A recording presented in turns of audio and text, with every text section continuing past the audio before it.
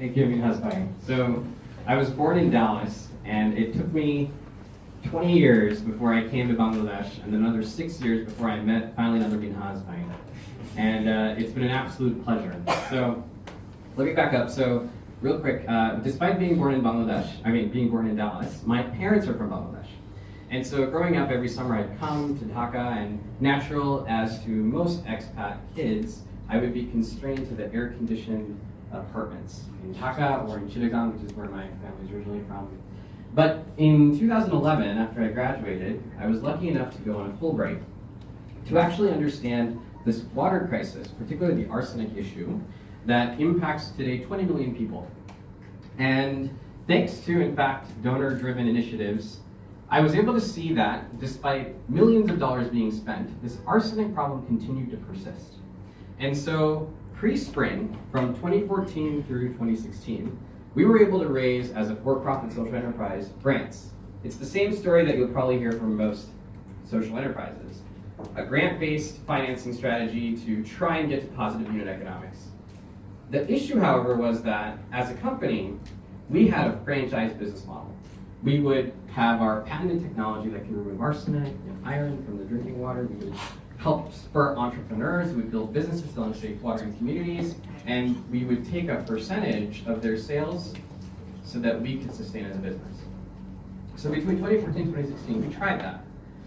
Unfortunately, the cash flows didn't really work. And we were really in a bind. Do we continue onward? Do we pivot?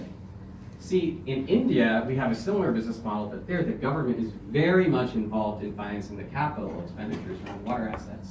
Not necessarily the same case here. So when the application period for spring opened, we did what Omar Bhai said.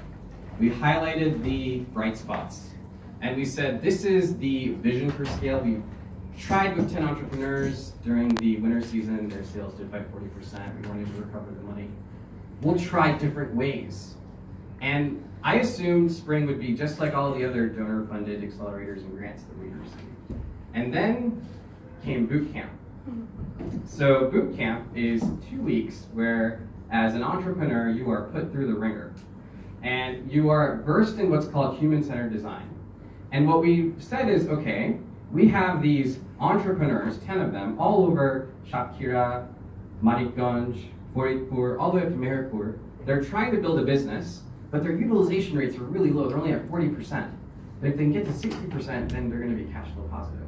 So how can we actually design a customer experience with branding, with marketing, with with girl ambassadors to really increase utilization?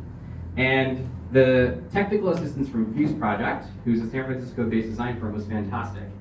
We had a great operating plan. We hit the road. We executed. Come February, we had horrendous results. Turns out execution was great, but results went from 40 to 42. Where do we go now? So what ended up happening actually is around that same time, Dhaka, as all of you know, is a megacity, home to about 16 million people. Now, during Ramadan, what we realized is there's a big need for not just safe water, but especially when it's during the summertime. That's when the water aquifers, and particularly the Dhaka Wasa, the Water and Sewage Authority, has the most challenge when it comes to providing safe water. We were approached by Dhaka Wasa to say, look, you have this ATM that you essentially, just like a bank ATM, can go and collect safe water from. The same way you can collect 1,000 Dhaka, you get a RFID card, and with that card, you can actually collect safe water. So they said, why don't you use your same ATM technology in the rural parts and apply it in Dhaka? We have 700 pumps. But if you want to work with us, you need to at least do 20. And we're not going to pay for it. And we're not going to even help you with figuring out how to even adopt your technology. So I thought, okay, this is a great opportunity, I think. But it's completely different from what I applied to Spring for. It's completely different from what even my Girl Impact story was, which was in rural Bangladesh, using girl ambassadors to increase utilization rates. So I was very nervous, and I can thank my country director, Mizan Bhai, who's in the audience, that when we arrived at boot camp, we had very meager hopes in terms of a pivot. But what was really great is that same Fuse project team that helped us design the customer experience, they quickly said, you know what, this is a once-in-a-lifetime opportunity. Here is an opportunity for you to work with one of the largest utility firms in all of Sark. So we're going to go ahead and design a complete solution for you. And so what they did is, this is our RFID card. They helped design not only the new card that also in the back in Bangla has writing around how as an urban customer you can access safe water. They designed the uniform for our caretakers. And what we then were able to do with that confidence is get into what's called an EEBO partnership. So we evaluate the water pumps in Dhaka-Wasa. We then design our water treatment and our ATM solution based on the water quality reports. We then partner with Dhaka-Wasa on a match financing basis to build an ATM, and then we operate. So in February, we signed an MOU for 20 systems, and that can effectively impact 2,000 adolescent girls. Fast forward to today, and after execution of just 3 pumps, we are now in a revised contract for 100 pumps that can actually give 10,000 girls safe water. And not only that, with 100 operational pumps, I cover my payroll. I cover my corporate costs. And I'm actually a viable business. I'm actually someone that can actually stand here and say, we don't come back for grant funding. And that was only possible due to the help from not just Fuse Project in Spring, but we even got technical assistance from Deutsche Bank, who helped us redo our whole financial model.